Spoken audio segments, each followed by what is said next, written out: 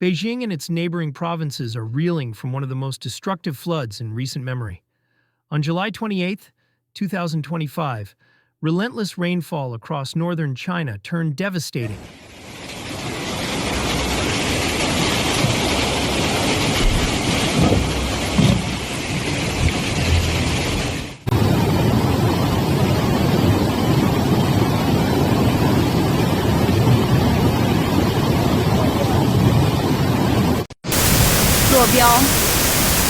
Miyun Taishitun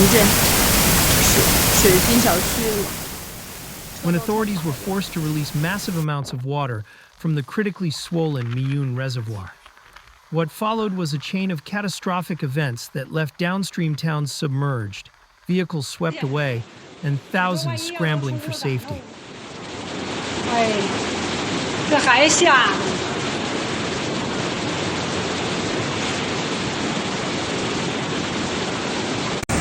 这里是潮白河的汇合口，左面是白河，右面那个河道是潮河，在这里汇合形成了下游的潮白河。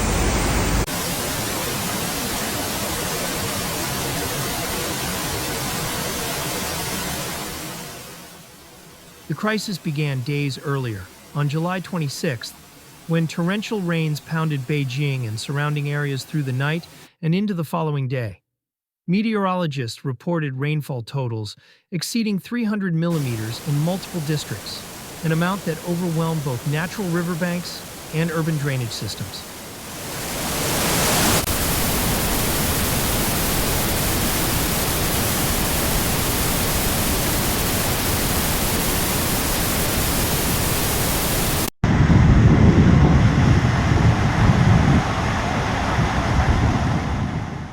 By the early hours of July 27th, the Miyun Reservoir, Beijing's largest source of drinking water, was nearing its maximum capacity. Faced with the threat of structural failure, authorities made a difficult decision to release water from the reservoir in a controlled effort to avoid a dam breach.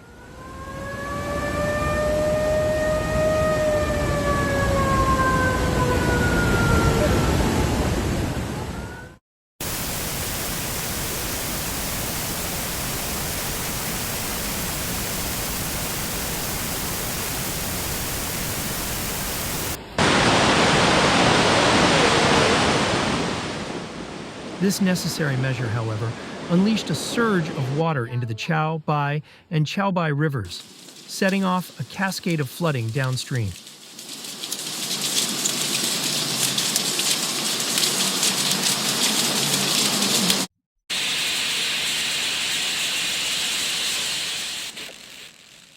The downstream consequences were immediate and severe.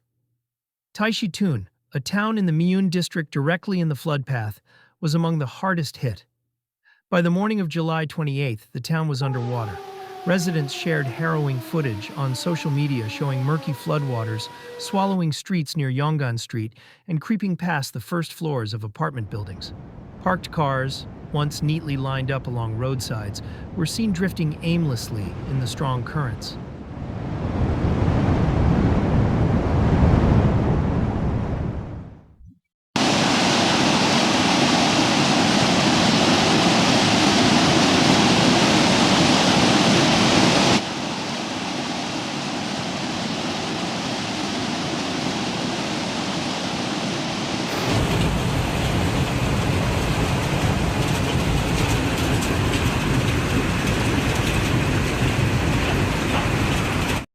完了，全他妈冲了！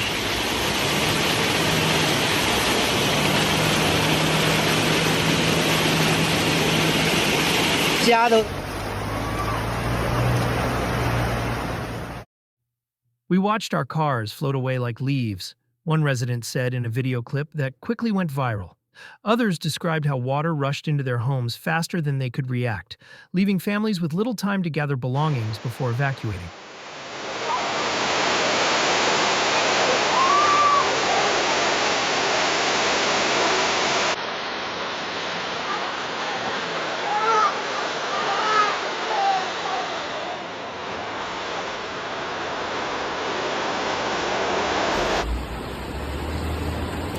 嘉哥那摩托车也被淹了。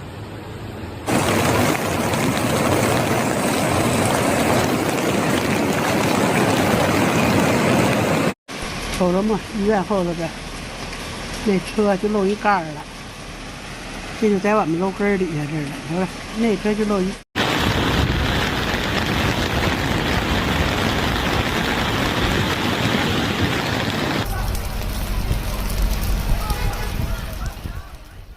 Local officials confirmed that the flooding wasn't solely caused by heavy rainfall.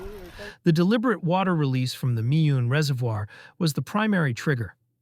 Emergency response teams were dispatched even as the rains were still falling, but the sheer speed and volume of the floodwaters made it nearly impossible to reach all affected neighborhoods in time. Complicating matters further, additional rainfall on July 28th slowed drainage efforts and heightened the risk of flash floods. Power outages spread across several districts, while communications disruptions made it difficult for rescue teams to coordinate.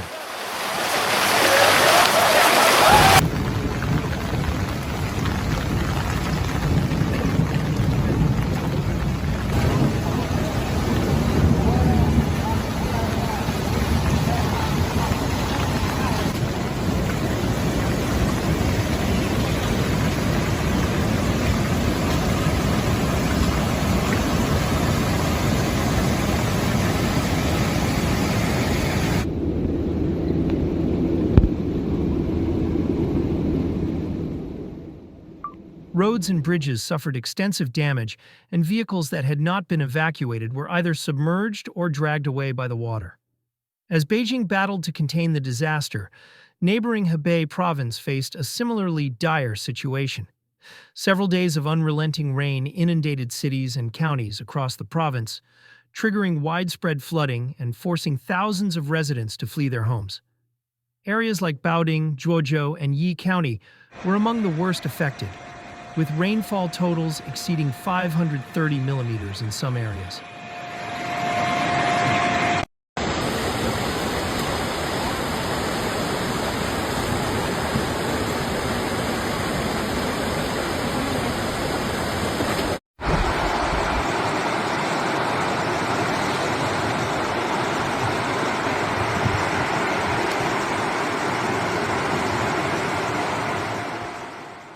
In Zhuozhou, streets were transformed into rivers overnight. Cars and buses were swallowed by rising waters. Shops and apartment complexes were left flooded, and major traffic routes were shut down. Bridges collapsed under the pressure of fast-moving water, isolating some communities and delaying the delivery of much-needed relief supplies.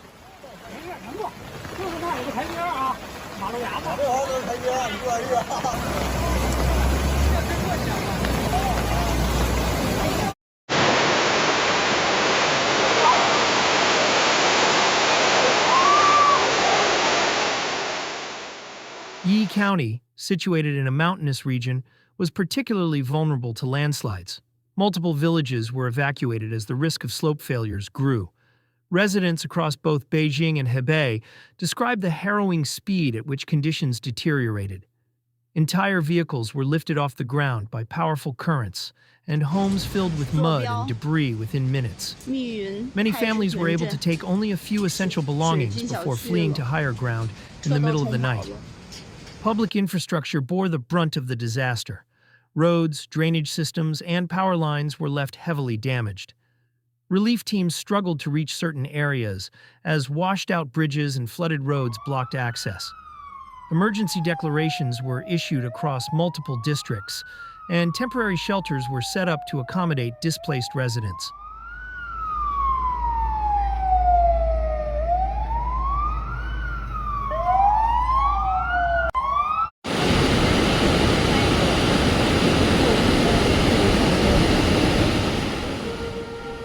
Meteorologists warned that the flooding crisis might not be over.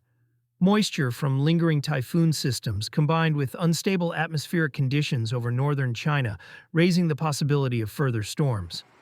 Authorities urge people living in low-lying or flood-prone areas to remain vigilant and to evacuate at the first sign of danger.